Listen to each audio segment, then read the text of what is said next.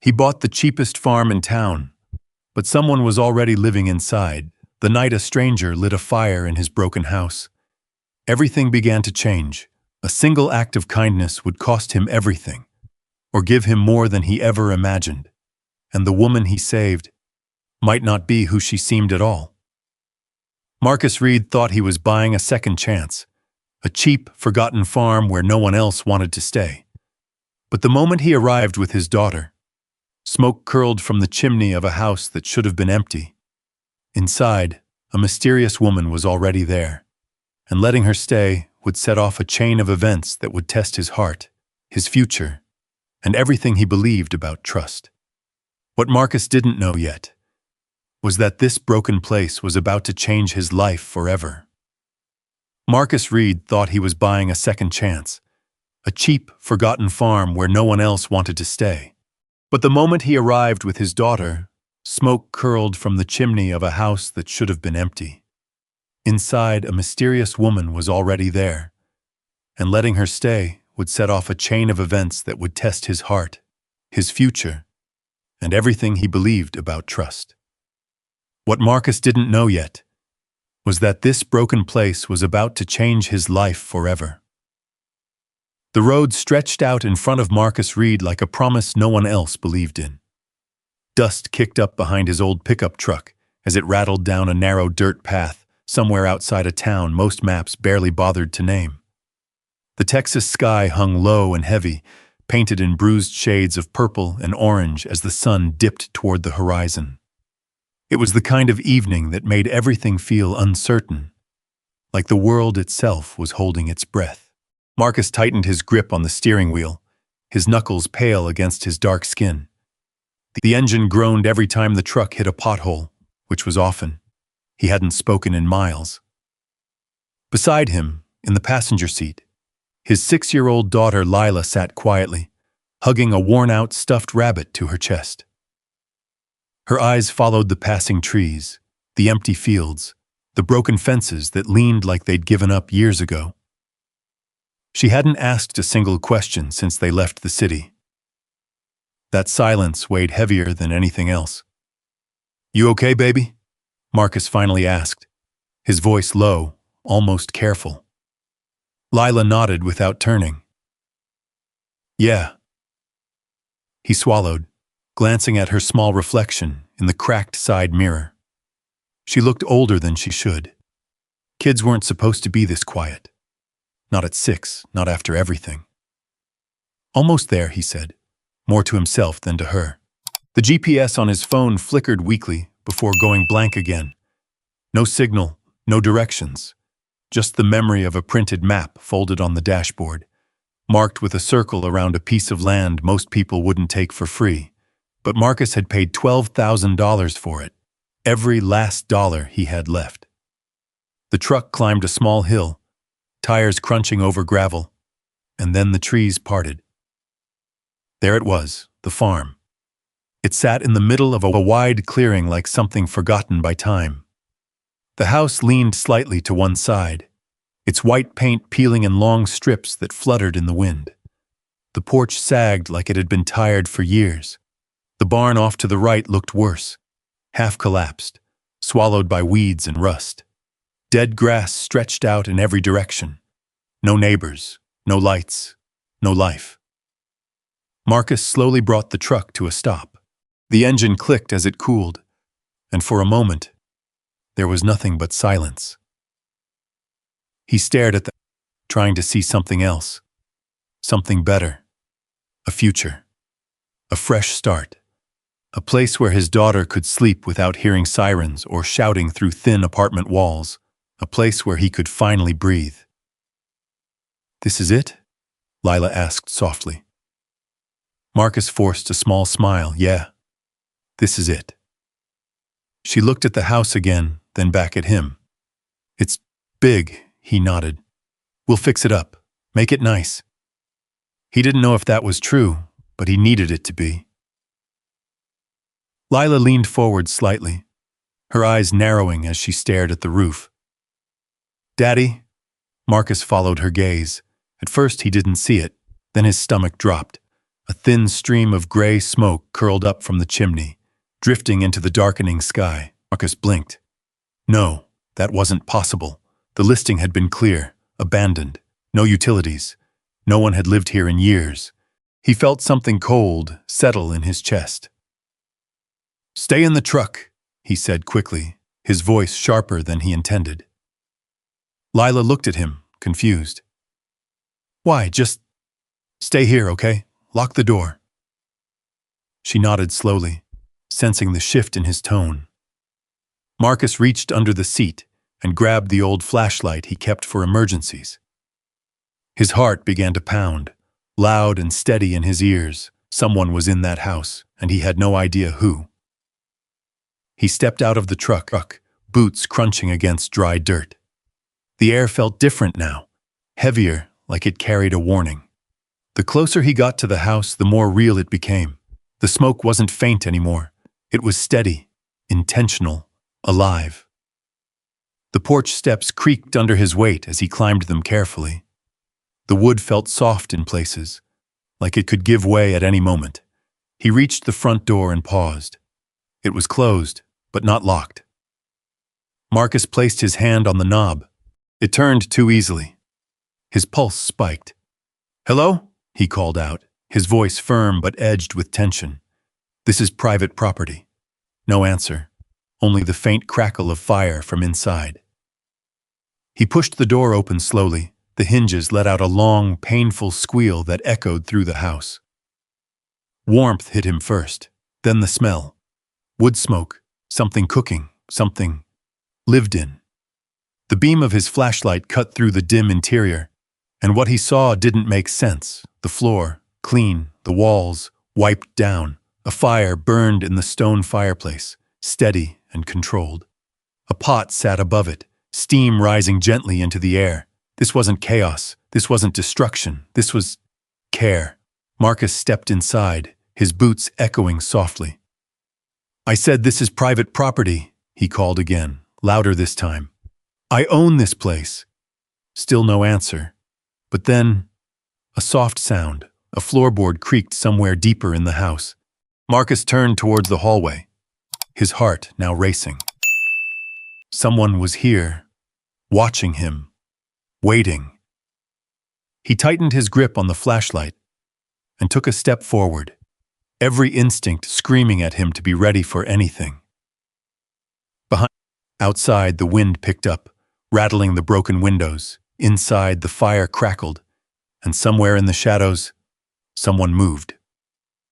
Marcus took another step and stopped, because suddenly, he wasn't sure if walking into this house had been a fresh start or the biggest mistake of his life, and he had no idea who was about to step out of the dark. Marcus held his breath. The house felt too still, too quiet except for the steady crackle of the fire. His flashlight beam trembled slightly as he swept it across the hallway. The shadows shifted with every movement, stretching and shrinking like something alive. Then, a door creaked open. Marcus froze. Slowly, deliberately, a figure stepped into the dim light. It was a woman. Older. White. Her silver hair was pulled back loosely, strands falling around her face like she hadn't bothered to fix it properly in days. She wore a long coat that looked expensive, too expensive for a place like this, but it hung off her shoulders like it didn't belong to her anymore. Her eyes locked onto his, sharp, alert, not afraid, not at all what he expected. For a long moment, neither of them spoke. Then Marcus straightened, his voice firm, protective instinct kicking in. "I said this is private property." The woman didn't move. She studied him, really studied him, as if trying to understand something deeper than what stood in front of her. Her gaze flicked briefly to the flashlight in his hand, then back to his face. "I heard you," she said calmly. Her voice was steady, controlled, the kind of voice used to being listened to. Marcus frowned. That threw him off. "You heard me," he repeated, taking a step forward. "And you're still standing in my house." A flicker of something passed across her face, not fear, not guilt, Annoyance? Your house? She asked, her tone almost skeptical. Marcus let out a short breath, trying to keep his temper in check. Yeah, mine. I bought it 6 weeks ago. Drove 6 hours to get here. He gestured around. So I'm going to need you to explain why you're here. The woman's lips pressed into a thin line. For a second, it looked like she might argue. Instead, she glanced toward the fire, then back at him. I didn't know it had been sold, she said. Marcus blinked. You didn't know? No.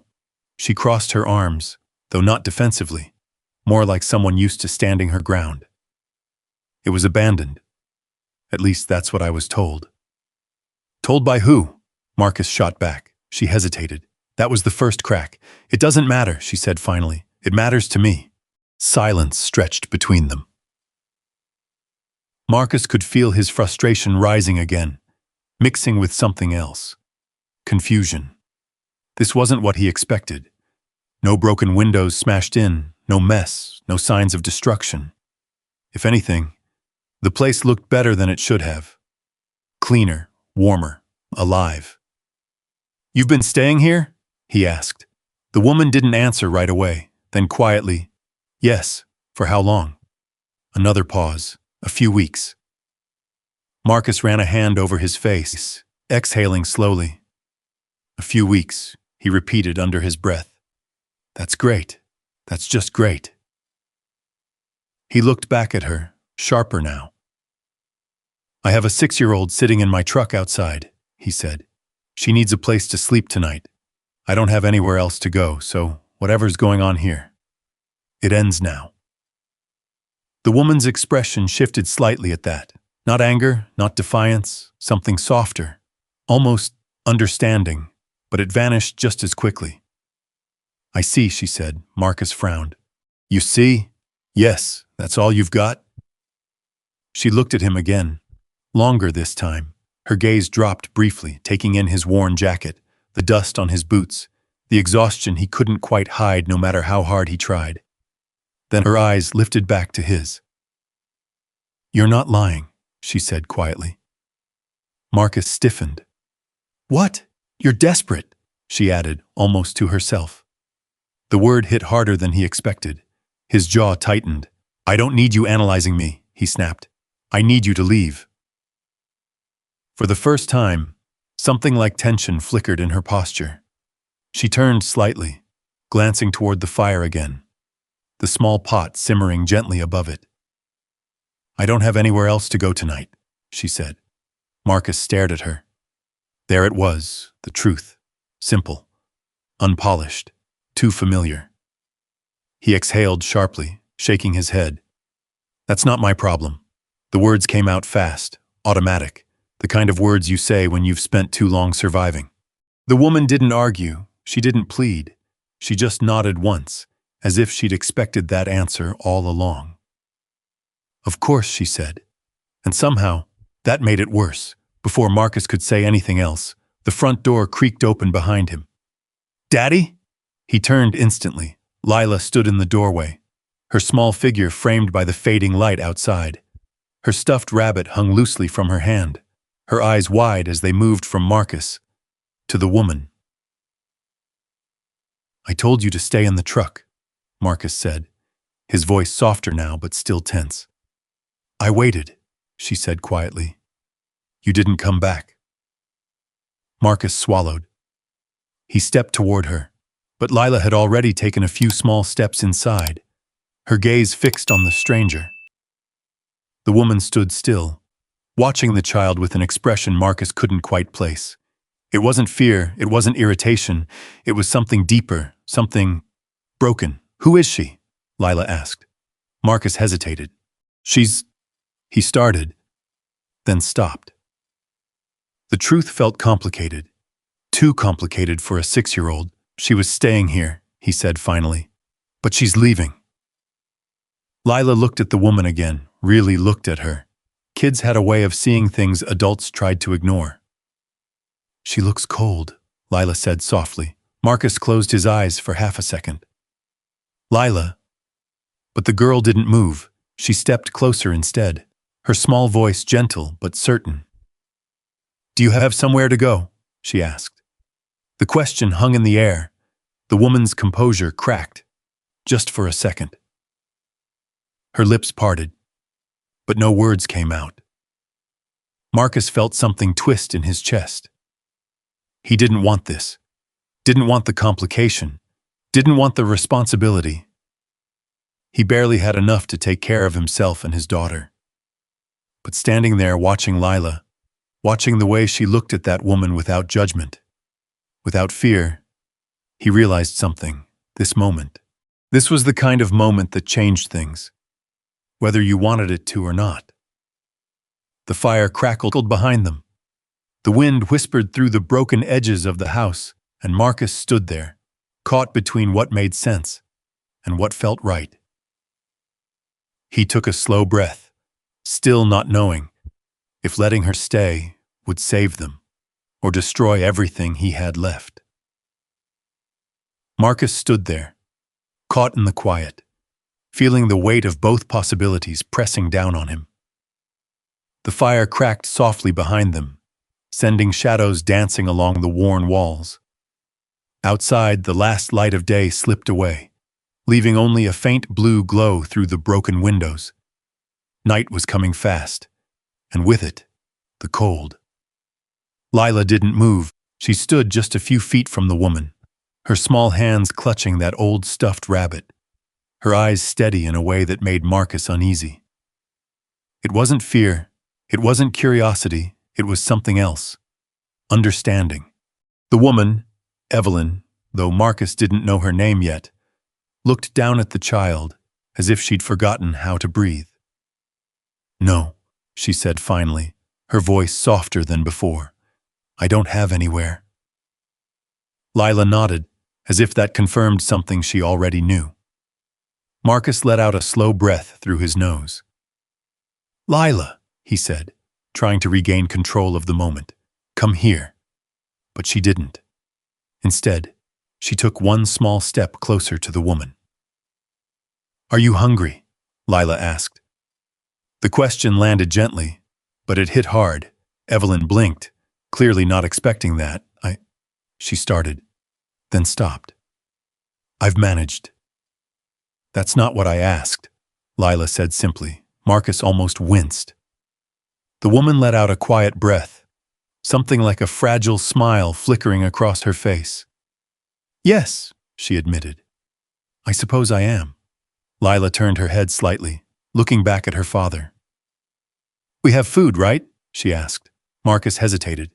"Technically, yes, a few cans. Some bread. Not much.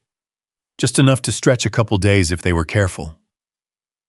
He opened his mouth to respond, then closed it again. The right answer and the honest answer didn't feel the same anymore. "Yeah," he said finally. "We have some." Lila nodded again, satisfied.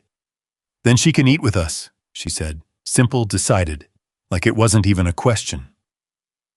Marcus rubbed his jaw, looking away for a moment. The weight in his chest grew heavier. He'd spent months trying to protect this little girl from the world, from disappointment, from instability, from the kind of choices no kid should have to understand. And here she was. "Making one, Lila," he said more quietly now. "We need to talk about this." She turned fully towards him, her eyes searching his face. "Daddy, when Mommy was sick," she began, her voice softer, more careful. "People helped us." Marcus froze. That wasn't where he expected this to go. "They brought food," she continued, "and blankets. And Miss Karen stayed with me when you had to go to the hospital." He felt his throat tighten. "That's different," he said, though it didn't sound convincing even to himself. "Why?" she asked. He didn't have a good answer. The silence stretched. Behind them, the fire popped, sending a small spark up the chimney.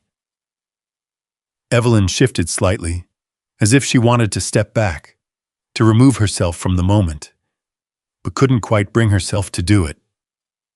"I can leave," she said quietly. "You've already been more than fair." Marcus looked at her. really looked at her. The coat, expensive once. The way she held herself, straight-backed, composed. Not someone who belonged in a place like this. Not someone who should be standing in a broken farmhouse, asking permission to stay warm. And yet, here she was. I'm not asking for anything, she added. Just a little time. Lila stepped closer to her again. You can stay tonight, she said, as if the decision had already been made. Marcus let out a breath, low and tired. He felt cornered, but not by them, by something deeper. Something he'd been trying to ignore ever since he saw that smoke. He remembered nights in the city, sitting in his car with Lila asleep in the back seat because the rent was overdue. Remembered knocking on doors that didn't open, calling numbers that went to voicemail. Remember how it felt to have nowhere to go. He closed his eyes briefly. When he opened them again, he looked at Evelyn. You said you've been here a few weeks, he said. She nodded. You fixed the place up? A little, she replied. It needed it. He glanced around again. She wasn't lying. The floors had been swept. Windows cleaned as much as they could be. Even the fire was controlled. Safe. Care. There had been care here. Marcus exhaled slowly. One night, he said. Both of them looked at him. You stay one night, he continued. We eat, we sleep, and in the morning, we figure out what happens next. Lila's face lit up, relief washing over her like sunlight. Evelyn didn't smile, but something shifted in her expression. That looked dangerously close to gratitude. I understand, she said. Marcus pointed slightly toward the fire. You've got something cooking? Just soup, she answered. Canned. I found it in the pantry. It was still good. He nodded. All right, he said. Then we eat. For a moment, no one moved. Then Lila stepped forward again, this time without hesitation, and reached out her small hand. Evelyn looked down at it, hesitated, then slowly, carefully, she took it. The gesture was quiet, but it changed everything.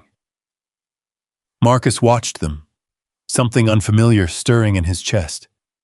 It wasn't relief, it wasn't fear, it was something in between, something fragile. They moved toward the fire together, 3 strangers in a house that didn't belong to any of them, not yet. Outside, the wind picked up, brushing against the broken boards and empty fields. Inside, the fire burned a little brighter, and for the first time since Marcus had turned off that dirt road. The house didn't feel abandoned anymore.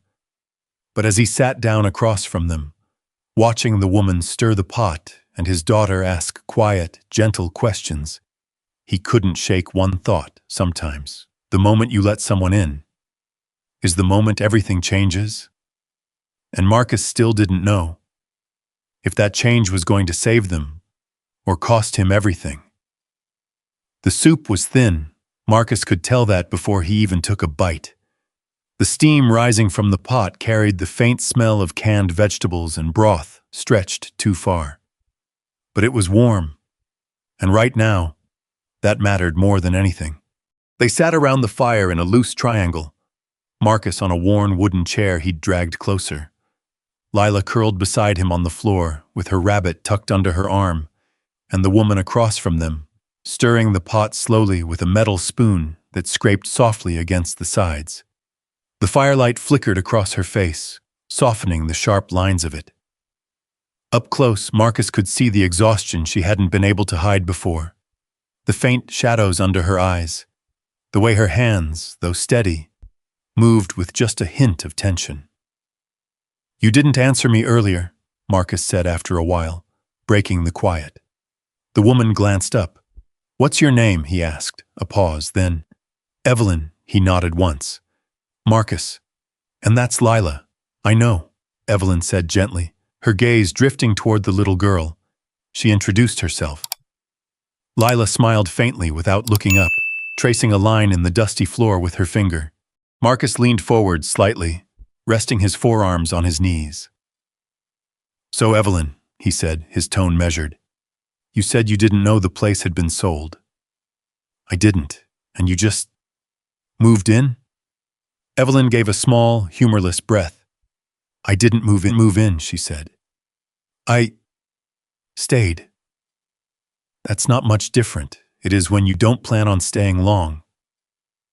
Marcus watched her carefully. But you've been here weeks. And you didn't think to leave? Something flickered in her expression again. Something sharper this time. I did, she said. More than once, but you didn't. No. Why? The question hung there. Evelyn looked down at the fire, the flames reflecting in her eyes. Because sometimes, she said slowly, you reach a point where leaving doesn't fix anything. Marcus frowned slightly. That doesn't make sense. It does, she replied quietly. You just haven't admitted it to yourself yet. He didn't like that answer. Didn't like the way it sounded like she knew something about him she shouldn't. Before he could respond, Lila shifted beside him. Mommy used to say that, she murmured. Both adults turned toward her. Lila looked up, her eyes distant for a moment. She said sometimes you can't run away from sad things. You just have to sit with them. Marcus felt that familiar tightness in his chest again. He hadn't expected her to bring up her mother tonight. Not here. Not like this. Evelyn's expression softened, something deep and quiet moving through her gaze. She sounds like she was very wise, she said gently. She was, Lila replied. Silence settled over them again, heavier this time but not uncomfortable. Evelyn reached for a chipped bowl sitting nearby and carefully ladled some soup into it. Then another, and another. She handed one to Lila first. Careful, it's hot. Thank you, Lila said, holding it with both hands. Then Evelyn passed one to Marcus. Their fingers brushed for just a second. He noticed something then. Her hands weren't rough like someone used to this kind of life. They were smooth, the nails trimmed neatly despite everything. That detail didn't fit. Nothing about her really did. He took the bowl anyway. Thanks. They ate in silence at first. The soup wasn't much, but it was warm, and it filled the empty space in Marcus's stomach just enough to remind him how long it had been since he'd had a proper meal. Across from him, Evelyn ate slowly, almost carefully, like she was used to rationing. Lila finished first. She set her bowl down and looked between them. Are you going to stay tomorrow too? She asked. Marcus stiffened slightly. Lila, it's okay, Evelyn said, her voice calm. That's a fair question. She looked at the child, then at Marcus. I don't know, she admitted. That's not really an answer, Marcus said. It's the only honest one I have. He studied her for a long moment. You don't seem like someone who doesn't have a plan, he said. A faint smile touched her lips. I used to be someone who always had a plan. And now, she paused, choosing her words. I'm learning what happens when those plans disappear. Marcus leaned back slightly, crossing his arms.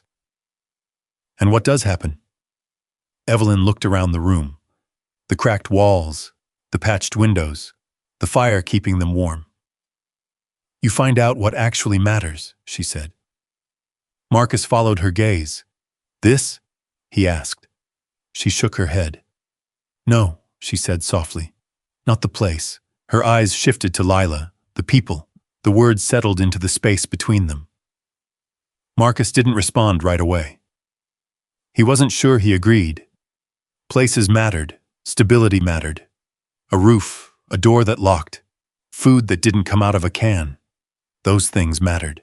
But as he watched his daughter sitting there, quietly comfortable beside a stranger she'd met less than an hour ago, he felt something shift again, not enough to trust, not enough to relax, but enough to hesitate. The fire popped loudly, breaking the moment. Outside, the wind picked up, rattling the loose boards along the porch. Lila yawned, her head drooping slightly. Marcus noticed immediately. "All right," he said, standing up. "Time to get you settled." He glanced around. The place wasn't ready, not even close, but it would have to do. He grabbed one of the bags from the truck and pulled out a blanket, laying it down near the warmest part of the room. Lila curled up without complaint, her rabbit tucked under her chin. "Daddy?" she murmured sleepily. "Yeah, did we do a good thing?" The question hit him harder than anything else that night. He looked at Evelyn, then back at his daughter. "I don't know yet," he said honestly. Lila nodded, already half asleep. "I think we did," she whispered. Within seconds, her breathing slowed. Marcus stood there for a moment, watching her. Then he turned back toward Evelyn. She was still sitting by the fire, her empty bowl resting in her hands. Neither of them spoke. The house creaked softly around them. "You can take the other room," Marcus said finally, nodding toward the hallway. "It's not much, but it's better than the floor." Evelyn looked at him, surprised. I said one night," he cut in. "Didn't say you had to freeze." She hesitated, then nodded. "Thank you." He shrugged it off, but something about the way she said it lingered, not polite, not casual, real.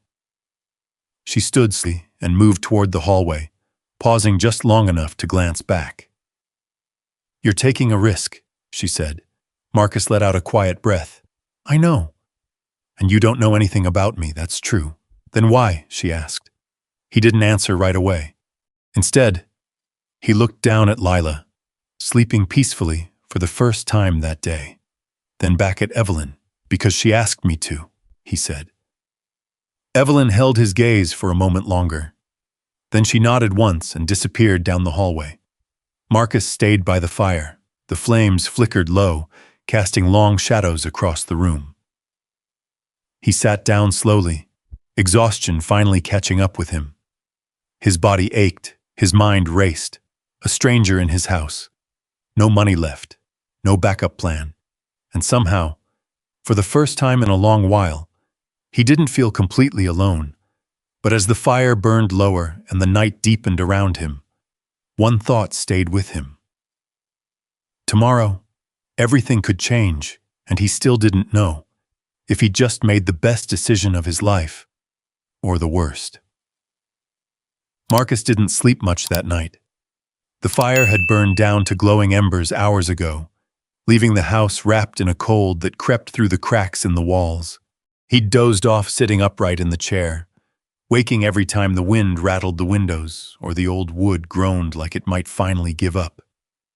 Each time he opened his eyes, he checked the same two things. Lila, still asleep, curled under the blanket. The hallway, dark, quiet, no sign of movement. Evelyn hadn't come back out. That alone made him uneasy. Not because he thought she'd do something, but because he didn't know what she would do, and not knowing, that was always the dangerous part. By the time the first light of dawn pushed through the thin curtains, Marcus gave up on sleep altogether. He stood, stretching his stiff back, and walked to the front door. When he opened it, the cold morning air hit him sharp and clean. The land stretched out in front of him, wide, silent, endless, the farm, his farm.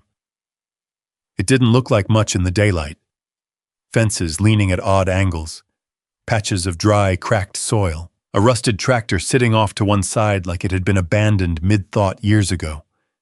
But it was his. For the first time in a long time, he had something no one could take from him. At least, that's what he told himself. Behind, he heard soft footsteps. "You're up early." He turned. Evelyn stood in the doorway to the hallway, wrapped in the same coat, her hair slightly out of place but her posture straighter than the night before. "I didn't really sleep," Marcus said. "Neither did I." A quiet understanding passed between them. For a moment, neither of them spoke. Then Marcus stepped aside. Well, he said, nodding toward the outside. This is it. Evelyn walked slowly onto the porch, her gaze moving across the land. She didn't say anything right away, but something in her expression changed. Not pity, not judgment, recognition. It has potential, she said finally. Marcus let out a small laugh. That's one way to put it. She glanced at him. You don't see it yet. I see a lot of work, he replied. That too. Lila's voice called from inside. Daddy? Marcus turned immediately. I'm here. She appeared in the doorway a second later, rubbing her eyes. Then she spotted Evelyn. Her face lit up. You're still here. Evelyn smiled. Small, but real, I am. Lila stepped out onto the porch, looking around like she was seeing the place for the first time. Is this really ours? She asked. Marcus crouched beside her. Yeah, he said softly. It is. She looked out at the fields again, then back at him. It's big. That's one word for it. She thought for a moment. Can we fix it? Marcus hesitated, then nodded. We'll try. That was enough for her. She smiled and ran a few steps out into the yard, her laughter breaking through the quiet like sunlight. Marcus watched her, something heavy and hopeful twisting together in his chest. Behind him, Evelyn spoke again. You'll need to start with the roof, she said. He turned. What? The roof leaks, she explained. If it rains, everything inside will get worse. You checked the roof? I heard it, she replied simply. Marcus frowned. You got construction experience I don't know about? Evelyn didn't smile this time. No, she said. I just pay attention.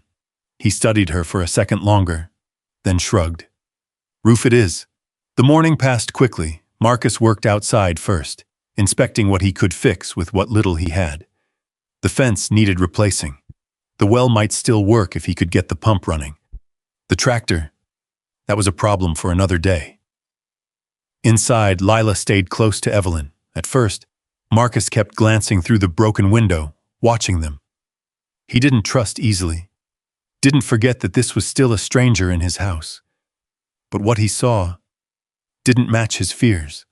Evelyn moved slowly, carefully, like she was respecting the space rather than taking it. She swept their floor with an old broom, wiped down the table, found a way to make the place look just a little less abandoned, and Lila followed her everywhere, talking, asking questions, laughing. At one point, Marcus stepped back inside to grab some tools. He stopped when he heard Lila's voice. And then Mommy got sick, she was saying quietly. And Daddy tried really hard, but... Her voice trailed off. Marcus felt his chest tighten again. He almost stepped in, but then he heard Evelyn's voice, soft, gentle. She was lucky to have you, Evelyn said. Lila sniffed. I miss her. I know, Evelyn replied, a pause. Do you miss someone too? Lila asked. Marcus froze. For a second, there was no answer. Then, yes, Evelyn said. Her voice was different now, quieter, heavier, very much. Marcus stepped back outside before they could notice him. He leaned against the wall, staring out at the land. Something about that moment unsettled him, not because it was wrong, but because it felt real. Too real. By the afternoon, the sun hung high and unforgiving. Marcus wiped sweat from his forehead, stepping back to look at the section of roof he'd managed to patch. It wasn't pretty, but it would hold. For now. When he climbed down, he noticed something new. A truck, old, dusty, parked just off the road, and beside it, two men. They weren't from around here. He could tell that immediately. Clean clothes, polished boots, the kind of posture that came from money, not labor. They were looking at the house, at him. Marcus felt his stomach tighten. One of them raised a hand. Morning, he called out. Marcus didn't wave back. What can I do for you? he asked instead. The men exchanged a glance before walking closer. "We're looking for someone," the taller one said. "Who?" The man's eyes flicked toward the house. "A woman," he said. "White, late 60s, goes by Evelyn." Marcus didn't answer right away. Behind him, he could feel the house. Feel the presence inside it. Feel Lila, feel Evelyn. "Why?" he asked. The man smiled, but it didn't reach his eyes. "Let's just say," he replied, "she belongs somewhere else." Marcus's jaw tightened. "She doesn't belong to anyone," he said. The second man stepped forward slightly. "You don't understand," he said. "This isn't your problem." Marcus took a step closer. "Feels like it is." Silence stretched between them. The wind picked up again, carrying dust across the yard. The first man exhaled slowly. "Look," he said, his tone shifting just enough to sound reasonable. "We're trying to help her. That's all." "Then help her," Marcus replied. "She's right inside." The men didn't move, didn't go to the door, didn't call out. Instead, they just looked at him, like they were measuring something. Finally, the taller one nodded. "All right," he said. "We'll be back." They turned and walked to the truck. Marcus didn't move until the engine started and the vehicle pulled away down the road. Only then did he let out the breath he'd been holding. Behind him, the door creaked open. Evelyn stood there. Her face had gone pale. "Who were they?" Marcus asked. She didn't answer right away. Instead, she looked out at the empty road. "They shouldn't have found me yet," she murmured. Marcus frowned. "Found you?" Evelyn turned to him slowly, and for the first time, there was real fear in her eyes. "They won't stop now," she said. Marcus felt that same tightness in his chest return, stronger this time. "What are you not telling me?" he asked. Evelyn opened her mouth, then closed it again, because somewhere in the distance, another engine echoed, louder, closer, and whatever peace they'd started to build that morning was already beginning to crack. The sound of the second engine rolled across the dry land like distant thunder. Marcus didn't move at first. He just stood there, eyes fixed on the road, jaw tight, every instinct telling him something was about to go very wrong. Behind him, Lila stepped onto the porch. "Daddy, who was that?" He didn't turn. "Go inside," he said gently, "but Lila." Something in his voice made her stop. She hesitated, glancing between him and Evelyn, who still hadn't moved. Then she nodded slowly and slipped back into the house. The screen door creaked shut. The engine grew louder, closer. Evelyn took a step forward, her hand gripping the edge of the doorframe. "They found me faster than I thought," she whispered. Marcus finally looked at her. "You want to tell me what that means?" She didn't answer. Instead, she looked past him. The car came into view. Not a truck this time. A sleek black SUV, polished and out of place against the dust and decay of the farm. It moved slowly, deliberately, like it wasn't in a hurry because it didn't need to be, because it knew exactly where it was going. Marcus felt something shift inside him. This wasn't random. This wasn't coincidence. This was targeted. The SUV stopped a few yards from the house. The engine idled. For a long second, no one got out. Then the driver's door opened. A man stepped out. Tall, clean-cut, expensive suit that didn't belong anywhere near dirt roads or broken fences. He adjusted his cufflinks as if he'd just stepped out of a meeting. Not a rural property that looked like it hadn't seen money in decades. Marcus stepped forward, putting himself between the man and the house. "What do you want?" he asked. The man didn't answer right away. His eyes moved past Marcus, toward the doorway, toward Evelyn. And when he saw her, something cold and satisfied flickered across his face. "There you are, he said. Evelyn's grip tightened on the doorframe. "James," she said quietly. The name hit Marcus like a weight. He glanced back at her. "You know him?" She didn't take her eyes off the man. James Carter walked closer, his shoes crunching softly on gravel. "You've made this more difficult than it needed to be," he said, his tone calm, almost bored. "But I suppose I shouldn't be surprised." Marcus stepped in his path. "She doesn't want to go," he said. James finally looked at him, really looked at him, and for a moment there was nothing but silence. Then a faint, dismissive smile. "And you are?" James asked. "Doesn't matter," Marcus replied. "It does to me." Marcus didn't flinch. Marcus Reed. James nodded slightly, like he was filing the name away. "Mr. Reed," he said, his voice smooth, controlled. "This situation doesn't concern you." Marcus let out a quiet breath.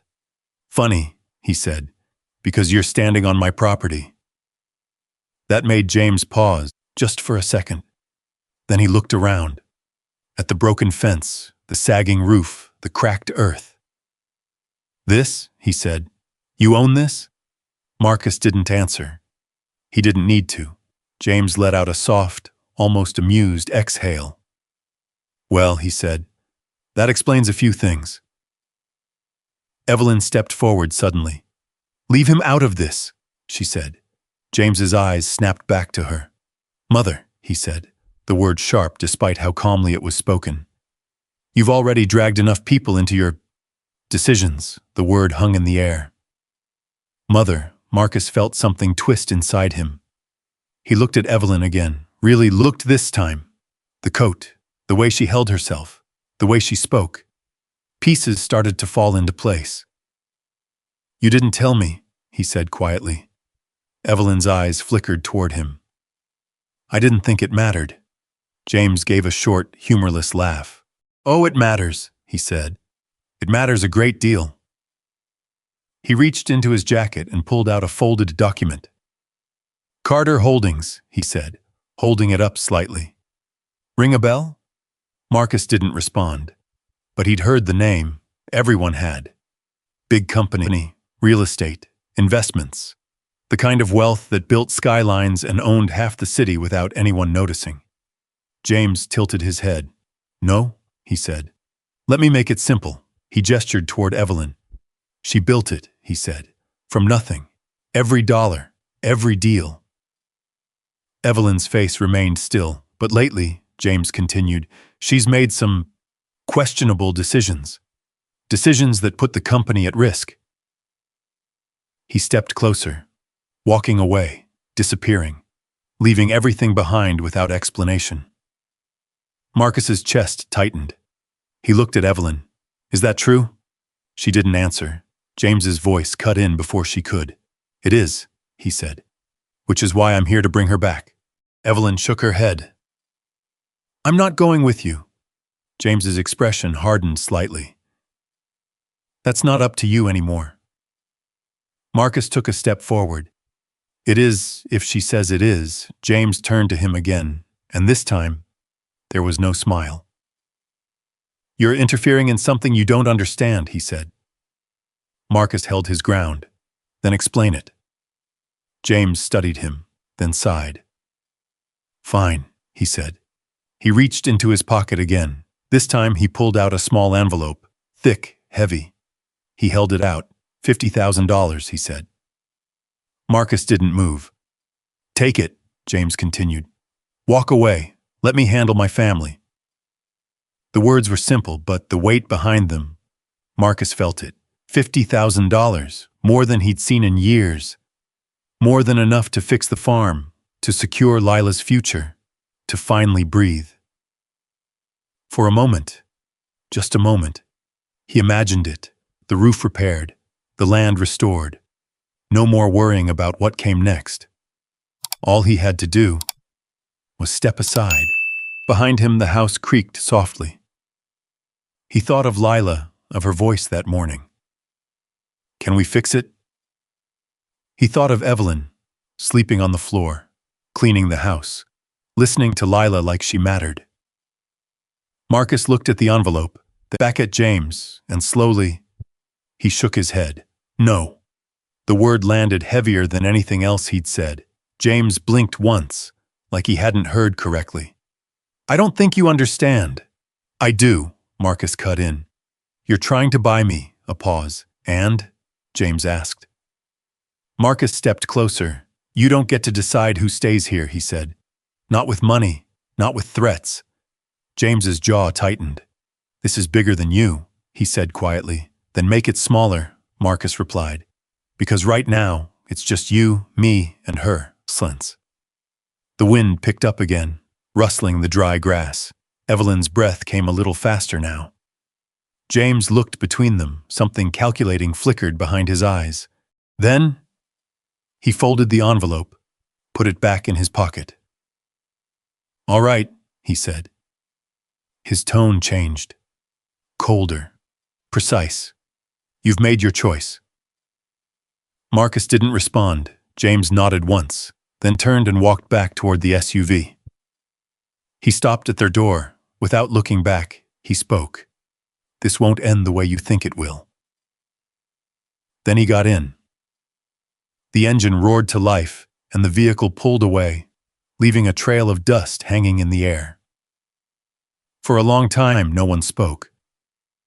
Marcus stood there, watching the road until the SUV disappeared completely. Only then did he turn. Evelyn was still in the doorway, her shoulders slightly slumped, her eyes distant. What did I just get us into? Marcus asked. Evelyn looked at him, and for the first time, there was no distance in her gaze, no guarded silence, just truth.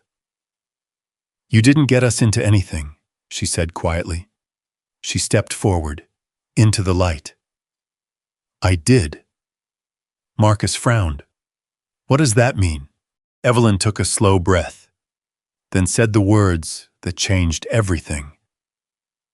My last name isn't just Carter, she said. It's the Carter. Marcus felt the ground shift under his feet, and suddenly, the cheapest farm in town didn't feel like a simple fresh start anymore. It felt like the center of something much bigger, something he couldn't see yet, something that had already begun to close in around them, and he had no idea how much it was about to cost him.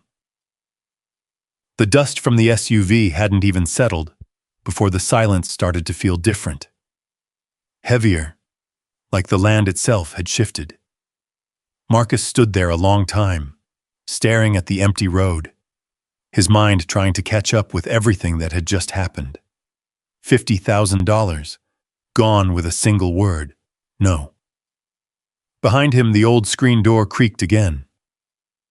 You shouldn't have done that, Evelyn said quietly. Marcus didn't turn around right away. Done what? He asked, refused him. Marcus let out a slow breath, then turned. I didn't refuse him, he said. I refused what he was trying to do.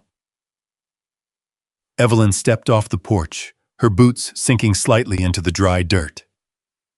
You don't understand how he works, she said. Marcus gave a small, humorless smile. I think I do, he replied. He throws money at people until they disappear. Evelyn shook her head. It's not just money, then what is it? She hesitated, and that hesitation told Marcus everything. Control, she said finally. The word hung between them. Marcus nodded slowly. Yeah, he said. That part I understood.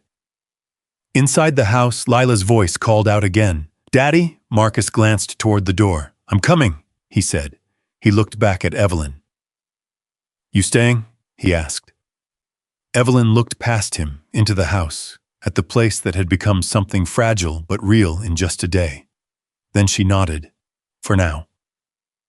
Marcus didn't press further. He turned and walked inside. Lila was sitting at the small table, swinging her legs, a piece of bread in her hand. Is the mean man gone? She asked. Marcus crouched beside her. Yeah, he said softly. He's gone. She studied his face. Is he coming back? Marcus paused, then nodded. Probably. Lila didn't look scared. She just took another bite of bread. That's okay, she said. We're not scared, right? Marcus forced a small smile, right. But inside, he wasn't so sure. The rest of the day didn't go the way he'd planned. He tried to get back to work on the farm, but something kept pulling at his focus. Every sound, every movement, every passing car in the distance. It all felt like a warning. By late afternoon, the sky turned a dull gray. Clouds rolling in low and heavy. The wind picked up again, colder this time. Evelyn stayed inside most of the day, helping Lila with reading, straightening up what little they had. But Marcus could feel it. She was listening. Always listening. Like she was waiting for something. Or someone. As the first drops of rain hit the roof, Marcus climbed down from the ladder and stepped back. The patch job would hold, he hoped. Thunder rumbled in the distance. He grabbed his tools and headed inside. The house felt warmer than before, not because of the fire, but because of them. Lila sat on the floor with a book, her voice softly sounding out words. Evelyn sat nearby, correcting her gently. No, not Stashen, she said. Try again, Sta-chun, Lila repeated. That's it. Marcus leaned against the doorway, watching. Something about the scene didn't make sense. A billionaire woman, a little girl, a broken farmhouse, and him. None of it fit. And yet, it felt right. For a moment, he let himself believe it could stay this way. Then, the lights flickered. Once, twice, and went out. The house dropped into darkness. Lila gasped. Daddy, I got you, Marcus said quickly. He moved toward her, reaching out until his hand found her shoulder. It's just the power, he said. Evelyn stood slowly. No, she said. Marcus frowned. What do you mean, no? She turned toward him. Even in the dark, he could feel her focus. That wasn't the storm, she said. Right on cue, the hum of the refrigerator died. The faint buzz from the old wiring vanished completely. Silence, heavy and complete. Marcus walked to the window, pushing that curtain aside. Outside, the rain had started to fall harder, but beyond the farm, lights, the neighboring properties still had power. Marcus's stomach dropped. They cut it, he said. Evelyn didn't respond. She didn't need to. Marcus let the curtain fall. They don't even own this place, he muttered. How can they? They don't need to own it, Evelyn said quietly. They just need to make it harder for you to stay. Lila clutched his shirt. Are we going to be okay? She asked. Marcus knelt down, pulling her close. Yeah, he said, even though the word felt thinner than before. We're gonna be okay. Thunder cracked louder now, shaking the windows. The rain came down harder, tapping against the patched roof. Marcus looked up instinctively, waiting, watching. The ceiling held, for now. He stood again, moving toward the small shelf where he'd left a flashlight. When he turned it on, the beam cut through the darkness, illuminating the room in narrow strips. It felt smaller now, more fragile, more exposed. A knock echoed suddenly from the front door, sharp, deliberate. Lila flinched. Marcus's entire body tensed. Evelyn's voice dropped to a whisper. They're moving faster. Marcus walked toward the door slowly, every step measured. The knock came again. Harder this time, Mr. Reed, a voice called from outside. We need to speak with you, not James. Different voice, official. Marcus stopped just short of the door. What do you want? He called back. County office, the voice replied. We have some paperwork regarding your property. Marcus closed his eyes for a brief second. Of course. He glanced back at Evelyn. She didn't look surprised. She looked tired. Marcus opened the door. Two men stood there, not in suits, but clean, organized, clipboards in hand. Rain soaked their jackets, but they didn't seem bothered. Marcus Reed? One asked. Yeah. The man handed him the folder. We've received a notice regarding irregularities in your land purchase, he said. Until further review, your utilities have been temporarily suspended. Marcus stared at him. You're telling me my power's out because of paperwork? Standard procedure, the man replied. It wasn't a problem yesterday. The man gave a small, tight smile. Things change, Marcus's jaw tightened. Yeah, he said quietly. I'm starting to see that. The second man cleared his throat. You'll need to vacate the property if the issue isn't resolved within 72 hours. The words landed like a punch. Vacate? Marcus repeated. This is my land, for now, the man said. The rain poured harder around them. Marcus gripped the folder. Every instinct in him wanted to argue, to fight, to push back. But he saw it now. This wasn't about rules. This was pressure, carefully placed, step by step, until he had no choice left. Behind him, Lila's voice trembled. Daddy! Marcus swallowed, then nodded slowly. All right, he said to the men. I hear you. They didn't wait for anything else. They just turned and walked back into the rain. Marcus closed the door slowly. The house felt colder now, darker, more fragile than ever. He stood there for a long moment, the folder still in his hand. Then he looked at Evelyn. This is what he meant, he said. Evelyn didn't deny it. I told you, she said softly. It wouldn't be simple. Marcus let out a slow breath, then looked at Lila. She was watching him, waiting, trusting. In that moment, Marcus made a decision, not out loud, not dramatic, just quiet, solid. I'm not leaving, he said. Evelyn's eyes flickered. Marcus, don't care who he is, Marcus continued. I don't care how much money he's got. This is my home. Thunder cracked again, louder than before. And I'm not letting anyone take it, he said. Silence followed, heavy, uncertain. Evelyn studied him, long and hard. Then she nodded slowly, not in agreement, but in understanding, because she knew something Marcus didn't. This wasn't just a fight for a house anymore. It was a fight against something much bigger.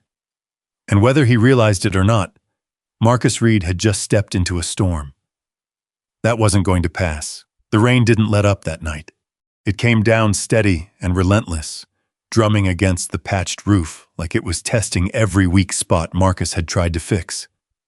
The wind howled through the cracks in the walls, slipping into the house like something alive, something patient. Inside, the only light came from a single lantern Marcus had found buried in a box near the back room. It cast long, trembling shadows across the walls. Lila sat close to him on the couch, wrapped in a blanket, her small hands gripping his sleeve like she was afraid if she let go, something might take him away. You said we'd be okay, she whispered. Marcus swallowed. I meant it, he said, even if he didn't know how anymore. Across the room, Evelyn stood near the window, staring out into the darkness. She hadn't said much since the men left, hadn't argued, hadn't tried to convince Marcus to change his mind, and that worried him more than anything. You've seen this before, Marcus said finally. Evelyn didn't turn. Yes. How bad does it get? For a moment, the only answer was the rain. Then, they don't stop, she said quietly. Not until they get what they want. Marcus let out a slow breath. Then they're going to be here a while. Evelyn turned now, and the look on her face, it wasn't fear anymore. It was something deeper, something closer to regret. You don't understand, she said. This isn't just pressure, this is escalation. Marcus frowned. Then explain it to me. She hesitated, then walked toward him slowly, the lantern light catching the lines in her face. My son doesn't lose, she said. Not in business, not in control, not in anything that reflects on him. Marcus leaned forward, elbows on his knees. So this is about pride? It's about power, Evelyn corrected. And what people are willing to do to protect it. A loud crack of thunder shook the house. Lila flinched, pressing closer to Marcus. He wrapped an arm around her instinctively. I'm not leaving, he said again, quieter this time. Evelyn studied him. I know. Another silence, then, you should, she added. Marcus looked up sharply. What? You should take your daughter and go, Evelyn said. Before this gets worse, Marcus stood. No, Marcus, no, he repeated, firmer now. You don't get to walk into my life, turn everything upside down, and then tell me to run. Evelyn didn't argue. She just nodded slowly. I had to try. Marcus shook his head, pacing once across the room. Why didn't you tell me who you were from the start? He asked. Evelyn's gaze dropped. Because I didn't want you to see me that way. What way? Like a problem. Marcus let out a quiet, almost bitter laugh. Well, that didn't work. Evelyn met his eyes again. No, she said softly. It didn't. The storm outside intensified. Rain hammered the roof harder now. Marcus looked up again. This time, he saw it. A small, dark spot spreading slowly across the ceiling. Water seeping through. He cursed under his breath and grabbed a bucket, placing it beneath the leak. A steady drip began, then another and another. Within minutes, the patch he'd worked on all day started to give way. The roof wasn't holding. Daddy? Lila's voice trembled. I got it, he said quickly, though he clearly didn't. Water dripped faster now, hitting the bucket with a hollow, echoing sound. Drip, drip, drip. Each drop felt like a countdown. Marcus stood there, staring at it, his hands clenched at his sides. Everything he'd tried to build, everything he'd believed could work, was slipping through his fingers. Evelyn moved quietly to his side. This is what I meant, she said gently. Marcus didn't look at her. I'll fix it, he muttered. With what? She asked. He didn't answer, because he didn't have one. The storm raged on, and by midnight, the house felt like it was coming apart piece by piece. The power was gone, the roof was leaking, the cold had settled deep into the walls. Lila eventually fell asleep again, her head resting against Marcus's chest. He didn't move, didn't sleep, just sat there in the dim light, listening to the storm, listening to everything he couldn't control. At some point, Evelyn disappeared into the back room. Marcus barely noticed. His mind was too loud, too full. By the time the rain finally started to slow, the sky had turned a dull, empty gray. Morning came quietly, too quietly. Marcus eased Lila onto the couch, covering her with the blanket, then stood slowly, his body stiff from the long night. The house looked worse in the daylight.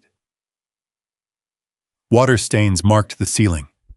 The floor was damp in places. The air smelled like wet wood and something close to defeat. Marcus walked to the window. The land outside looked unchanged. Still wide, still empty, still his, for now. He turned and froze. The back door stood open. A cold breeze drifted through the house. Evelyn was gone. Marcus's heart dropped. Evelyn? He called out. No answer. He moved quickly through the house, checking every room.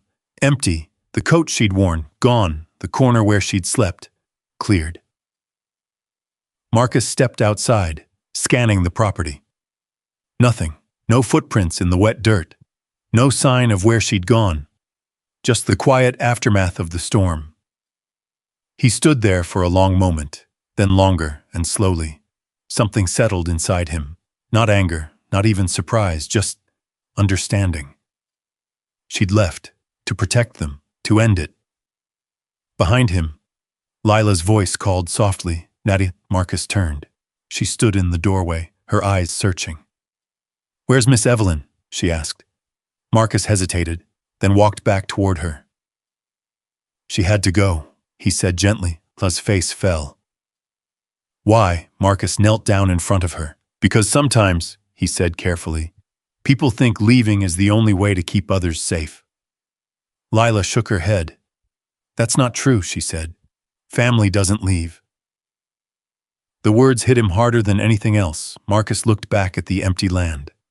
At the house that felt bigger now, colder, quieter. And for the first time since he arrived, he wasn't sure he could hold it together alone. But somewhere deep inside, he also knew this wasn't over, because people like James Carter didn't just walk away, and people like Evelyn Carter didn't just disappear. The storm had passed, but what it left behind was something far worse. A silence that felt like the calm before something bigger. And Marcus Reed stood right in the middle of it. With everything to lose, the air felt too still. After the storm, the world should have felt clean, washed, renewed, but it didn't. It felt empty. Marcus stood on the porch, staring out at the land that no longer looked like opportunity, but something fragile, something that could disappear the moment he blinked. Behind him, the house creaked quietly, settling after the night's punishment. Lila stayed close inside, unusually quiet. She hadn't asked again about Evelyn, not out loud, but Marcus could feel the question lingering in everything she didn't say. He stepped off the porch and walked slowly across the yard, boots sinking slightly into the damp earth. Everywhere he looked, there were reminders of how close everything had come to falling apart.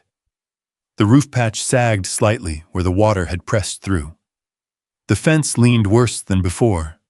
Even the old tractor seemed to sink deeper into the ground, like it had given up entirely. Marcus ran a hand over his face.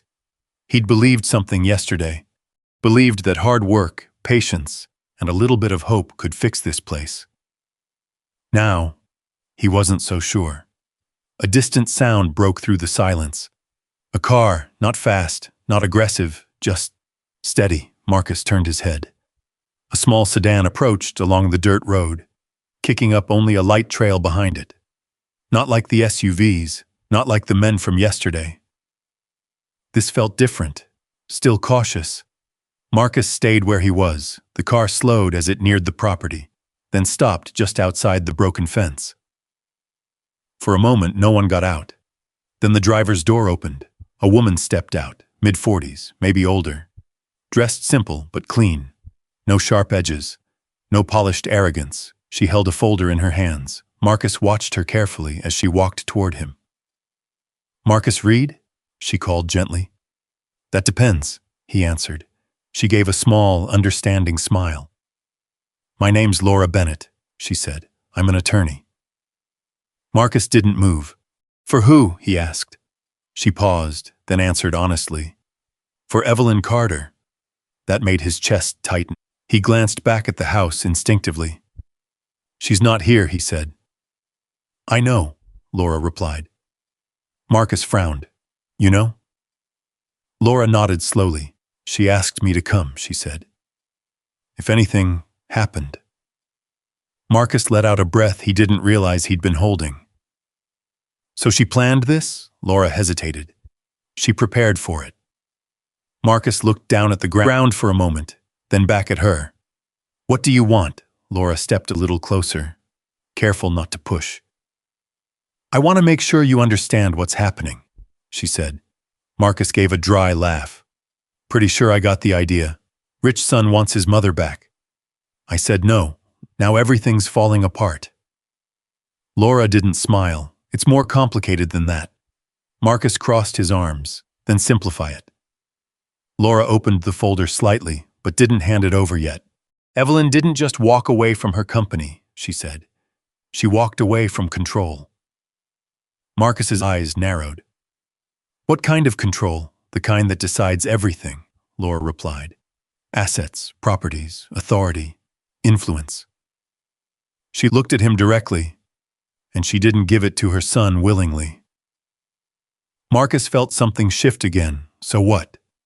He's taking it? Laura didn't answer immediately. Instead, she chose her words carefully. "He's trying to secure," she said. "By chasing her across the state and cutting off my power?" Marcus asked. Laura's gaze softened slightly. "He's trying to force a decision." Marcus shook his head. "Yeah," he said. "That part I figured out." Laura stepped closer and held out the folder. This, she said, is what she wanted you to have if things escalated. Marcus didn't take it right away. What is it? Protection, Laura said.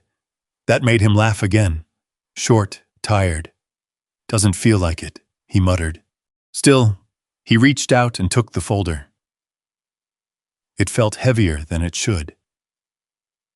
He opened it slowly. Inside, documents, papers, names, signatures. Marcus flipped through them, not fully understanding, but recognizing enough to know this wasn't small. He trailed off. A temporary transfer of authority, Laura explained. Limited. Conditional. Marcus looked up. Transfer to who? Laura met his eyes. To you, the words landed harder than anything else. Marcus blinked. Excuse me, she named you, Laura said. Marcus shook his head immediately. No, that's not. She trusts you, Laura interrupted gently. I barely know her, Marcus shot back. Laura gave a small, sad smile. That's exactly why. Marcus stared at her. None of it made sense. Why would she do that? He asked. Laura's expression grew more serious. Because you were the only person who didn't try to take something from her, she said. The wind moved through the field again, softer this time.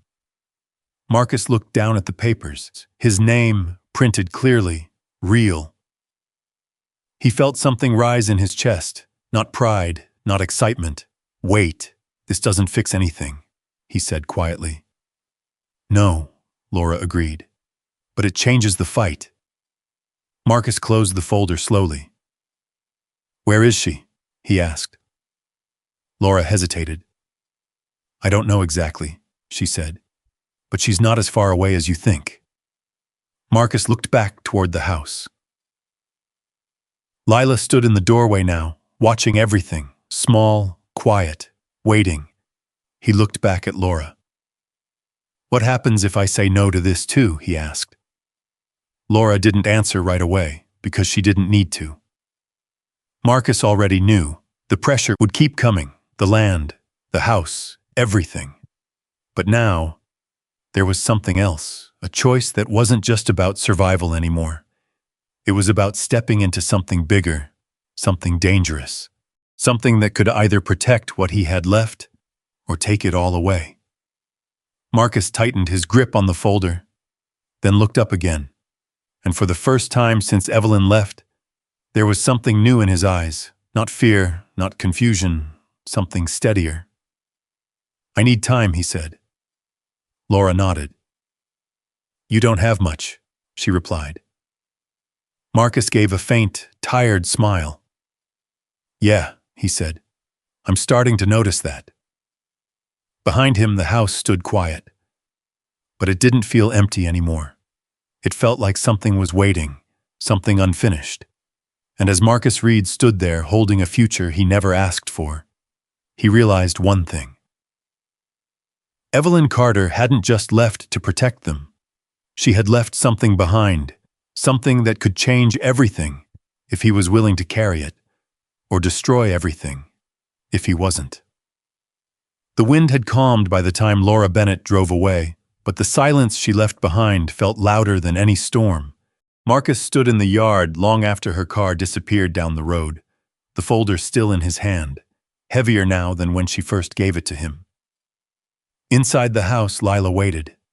Inside that folder, something bigger than either of them. He exhaled slowly, then turned and walked back toward the porch. Each step felt deliberate, like he was crossing a line he couldn't step back from. The screen door creaked as he pushed it open. Lila looked up immediately. Who was that lady? She asked. Marcus paused, then set the folder down gently on the table. She came to help, he said. Lila tilted her head. Like Miss Evelyn, the question hit deeper than it should have.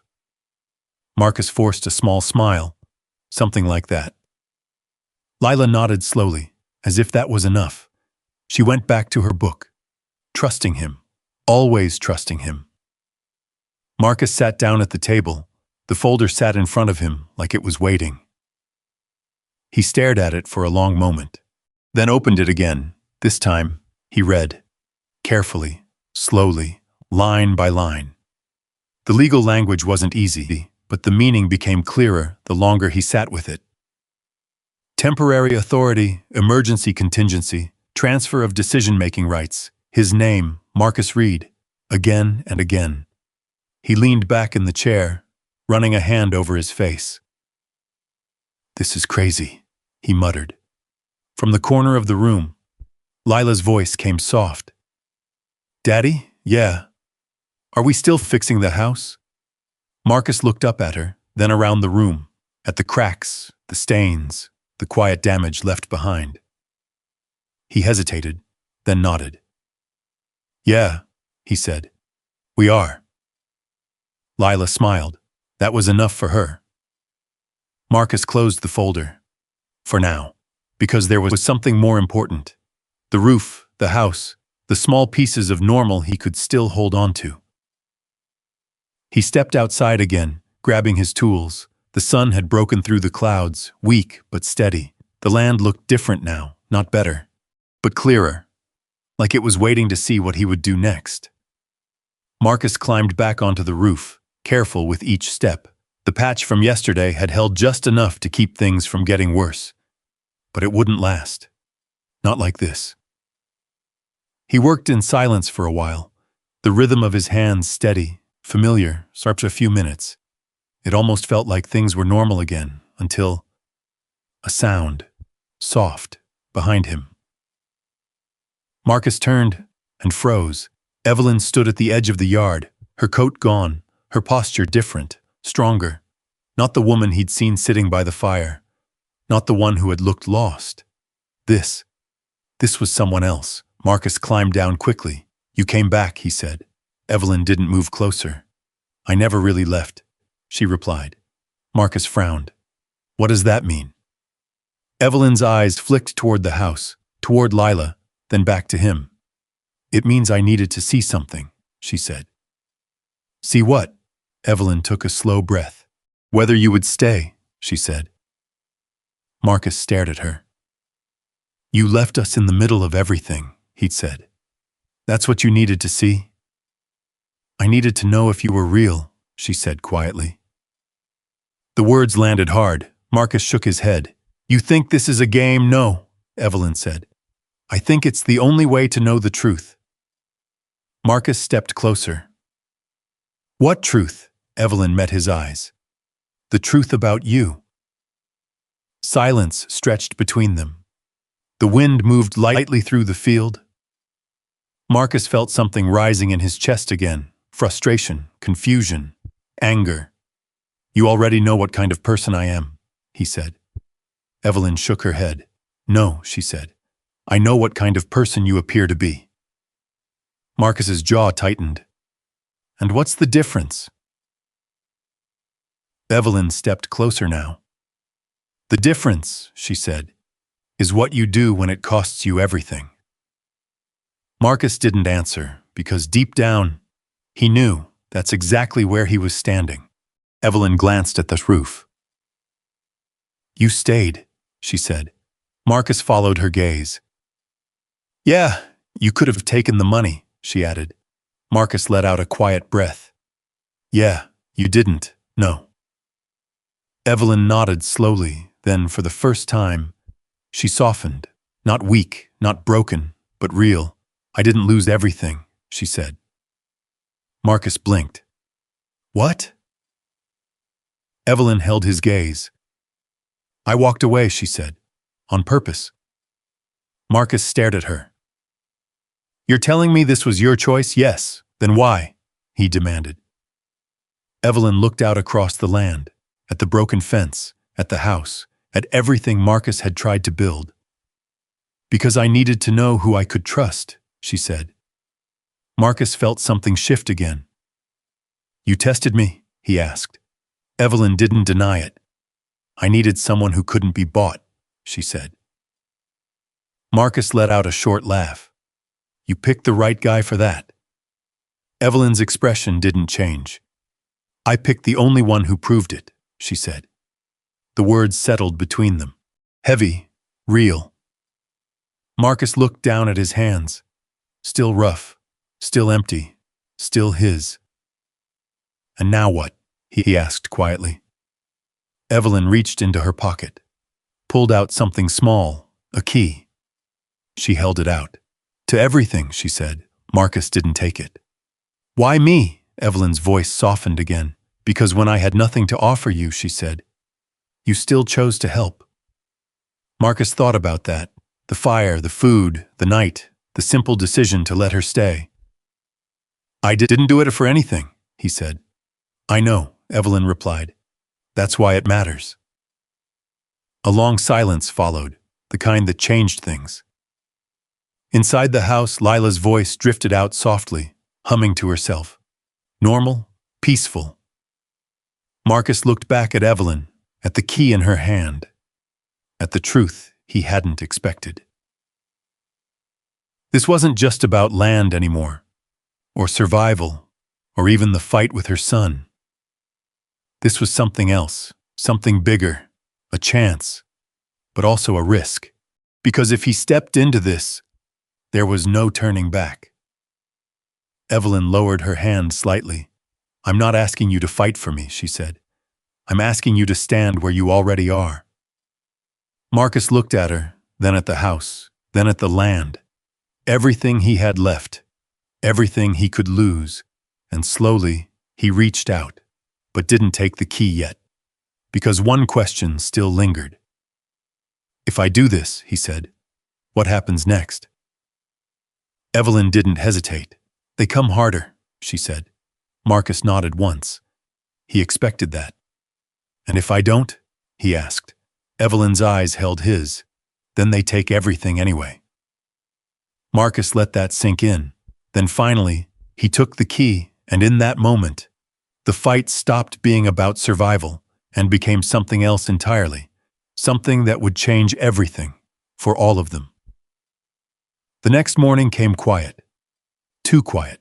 The kind of silence that didn't bring peace. It warned you. Marcus stood at the edge of the porch, the key still in his hand, turning it slowly between his fingers. The metal caught the early sunlight, glinting like it didn't belong to him. Inside, Lila was still asleep. For a moment, he let himself breathe. Just a moment, because he knew whatever came next wouldn't be simple. A low rumble broke the stillness. Marcus looked up. Dust lifted from the road leading to the farm. Then, black cars, 1, 2, 3, moving fast. His jaw tightened. They're here, he muttered. The cars rolled to a stop in front of the property. Engines humming like something alive. Doors opened in sync. Men stepping out in suits too sharp for a place like this. And then, him, James Carter. He stepped out last, adjusting his cufflinks like he had all the time in the world. Marcus didn't move, didn't step back, didn't flinch. He just stood there, waiting. James walked forward slowly, eyes scanning the house, the land, the broken fences, then landing on Marcus. You're still here, James said, almost amused. Marcus shrugged lightly. Last I checked, I own this place, James smirked. For now. The air shifted, tightened. Marcus stepped off the porch, meeting him halfway. You here to offer me another deal? Marcus asked. James tilted his head. No, he said calmly. I'm here to end this. Behind him, one of the men stepped forward, holding a stack of papers, legal documents, official, cold. James took them, then held them out. Your permits, he said. Invalid. Marcus didn't take them. Your water access, James continued, revoked. Marcus's fingers curled slightly, and the land itself. James paused, smiling thinly. Under review for environmental violations. Marcus let out a slow breath. So you're just gonna take it? James's smile widened. I don't have to take it, he said. You'll lose it. A long silence stretched between them. The wind picked up, brushing against Marcus's jacket. He thought about Lila inside, about the roof, The nights they barely made it through. Everything he had already fought to hold together. James stepped closer. "You had your chance," he said quietly. "You should have taken the money." Marcus met his eyes. "And leave her?" he asked. James's expression hardened. "She's not your responsibility." Marcus didn't look away. "Maybe not," he said. "But she didn't have anyone." James let out a short laugh. "You think that makes you noble?" he said. "Or just stupid?" Marcus didn't answer, because it didn't matter. James shook his head, turning slightly as if already bored. "Clear out by the end of the day," he said. "Or we do it the hard way." The words hung in the air, final, heavy, and then a voice. No, everyone froze. Marcus turned. Evelyn stood in the doorway, not behind him, not hidden, standing straight, unshaken. The same woman from yesterday, but now fully revealed. Her presence alone changed the air. James's jaw tightened. "You shouldn't be here," he said. Evelyn stepped forward slowly. "This is exactly where I should be," she replied. Her voice wasn't loud, but it didn't need to be. It carried weight, the kind that came from years of being heard. James took a step toward her. "You're making a mistake," he said. Evelyn stopped just a few feet away. "No," she said, "you did." Silence fell. Even the men behind him seemed unsure now. Evelyn turned her attention to Marcus briefly, a small nod, then back to James. "You tried to force me out," she said. "You tried to strip everything I built." James's eyes flickered. "You were weak," he shot back. "You stepped away." Evelyn's expression didn't change. "I stepped back," she said calmly, "to see what you would do." James scoffed. "And now what? You think showing up here changes anything?" Evelyn reached into her coat, pulled out her phone, tapped the screen once, then held it up. Within seconds, another car pulled onto the property, different, official, a state vehicle, behind it, two more. Marcus frowned. James's confidence cracked, just slightly. "What is this?" he demanded. Evelyn didn't look at him. "Accountability," she said. The cars stopped, doors opened, men and women stepped out. Lawyers, officials, people who didn't look impressed by money or threats. One of them approached James directly. "Mr. Carter," he said, "we need to speak with you regarding several filings made under your authority." James's face went still. "I don't have time for this," he snapped. "You'll make time," the man replied. Evelyn stepped forward. "Everything you tried to do," she said quietly, "left a trail." James looked at her, disbelief creeping in. "You planned this?" Evelyn shook her head. "No," she said. "You did." Marcus stood back, watching, not saying a word, because for the first time, he wasn't the one being pushed. James turned sharply, trying to regain control.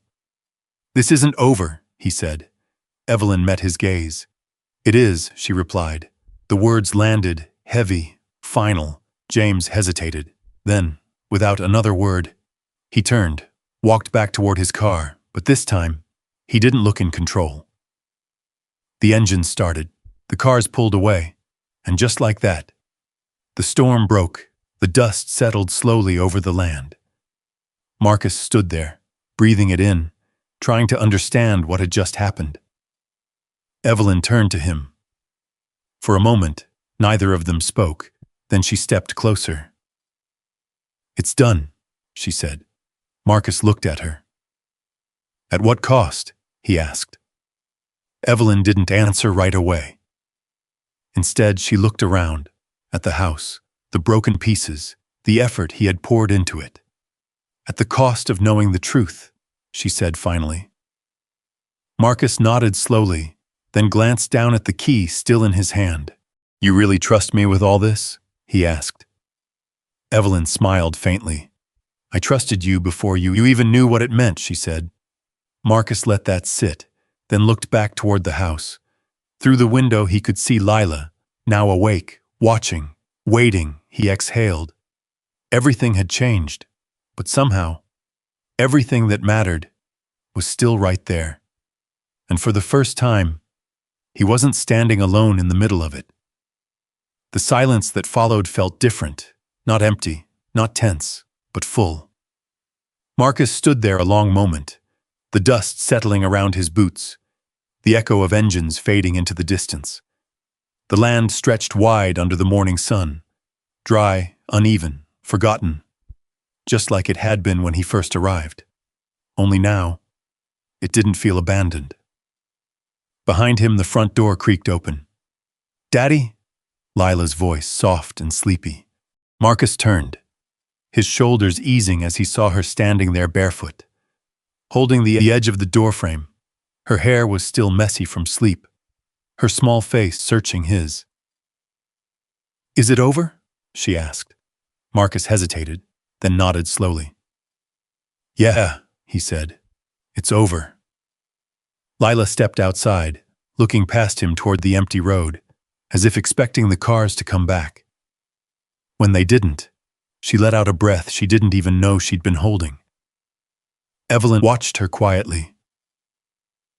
Then, without a word, she walked down the steps and stood beside Marcus.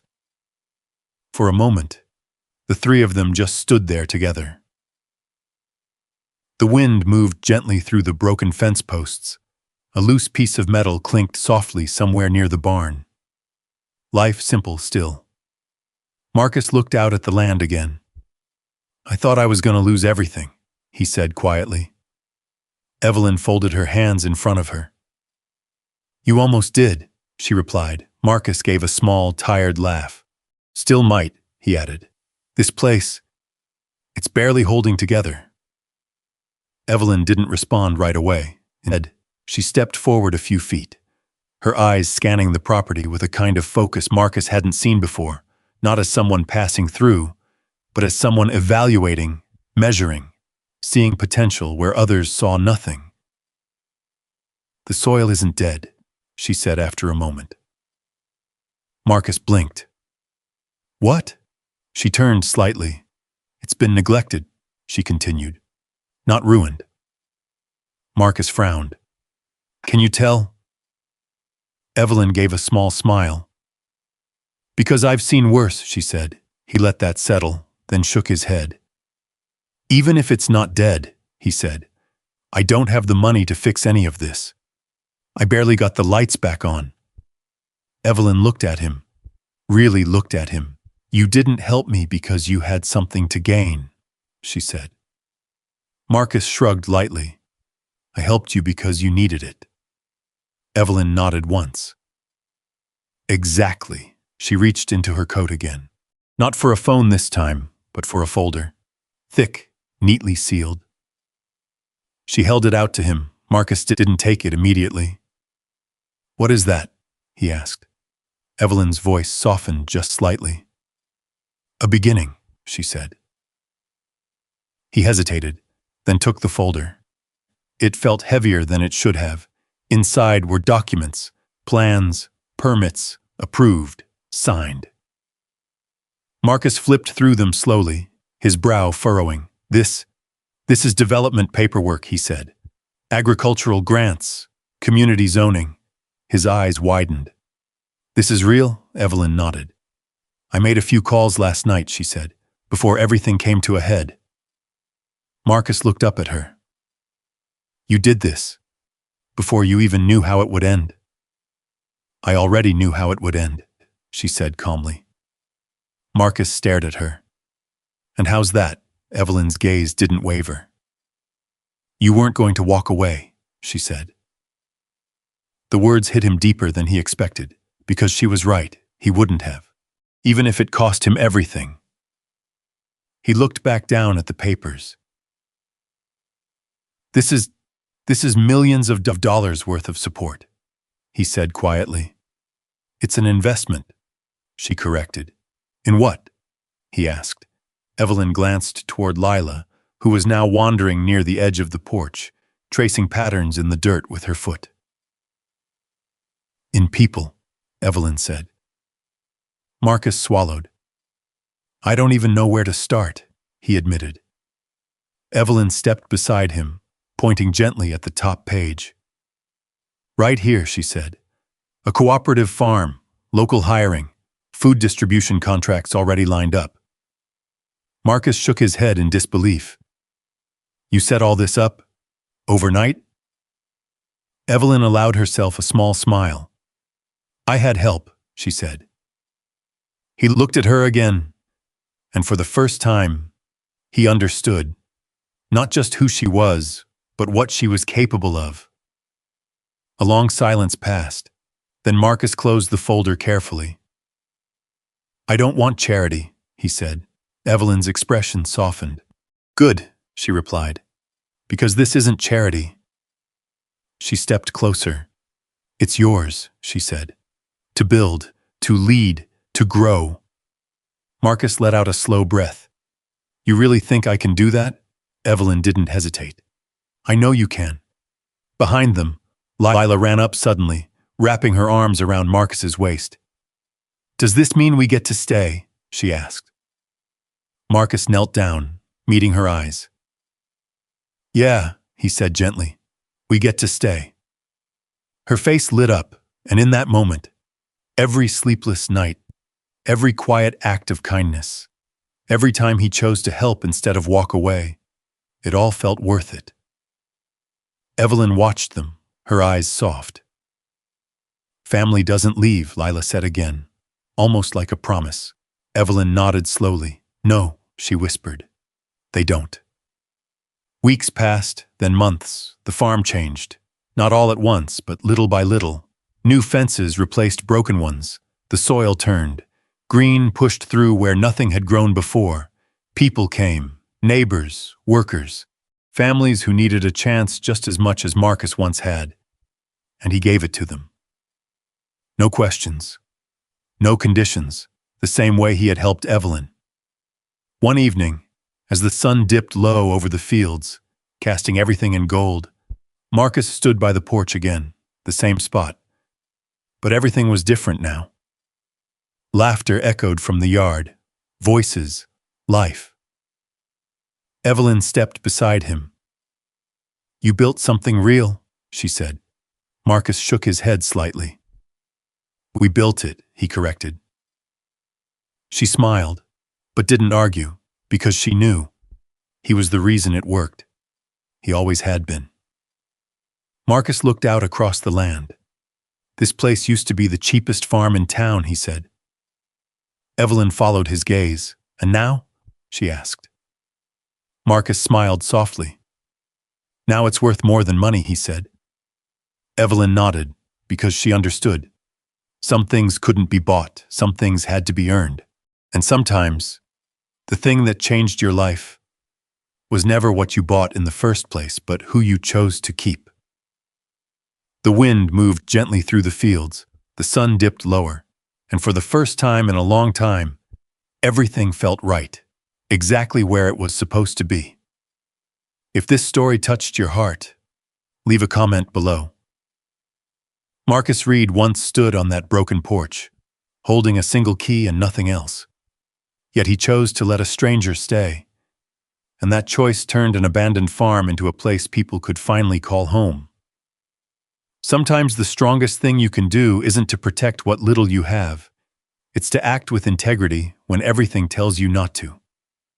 One moment of quiet courage, like Marcus refusing to walk away, can reshape not just your life, but someone else's entire future.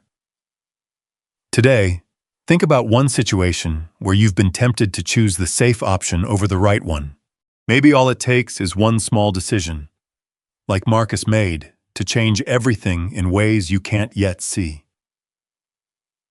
Have you ever helped someone when you had nothing to gain, and later realized it meant more than you imagined? Tell me in the comments below. And if you felt something while watching this, stay with me, because the next story might hit even closer to home.